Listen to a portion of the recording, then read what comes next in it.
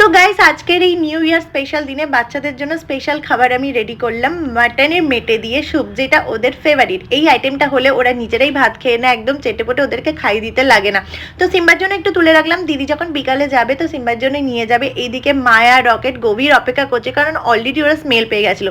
তো মায়াকে দিয়ে দিলাম, এইদিকে রকেট তো খাওয়ার জন্য তখন থেকে কুকু করছে কখন ওকে খেতে দেবো। আর রকেট সত্যি কথা বলতে নিজেই খেয়ে নেয়, ওকে যে কোনো খাবার দিয়ে ও খেয়ে নেয়, কোনো সময় খাবার ওকে খাইয়ে দিতে হয় না।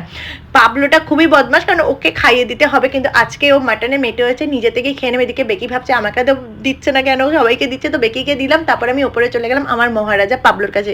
তো একদম রাজার মতো বসেছিল দোয়াতে, একটুখানি নখরা করছিল যে কি আছে, বাট শুকে শুকে একটু একটু করে আস্তে আস্তেও নিজে থেকে খেয়ে নিয়েছে। তারপর আমি ওপরে চলে গেলাম আমাদের স্পেশাল গেস্ট GS6 এর জন্য খাবার নিয়ে। ও খাবার দেখে খুব ল্যাচ নাড়ালো, ওকেও মাটনে মেটে দিয়ে আমি একটু ভাত মেখে দিলাম, কারণ ও তো রাস্তায় ছিল, এইসব পেতো না। তো যতদিন আমার কাছে আছে একটু যত্নে রাখি, তারপরেও আমি ওর খেয়াল রাখবো।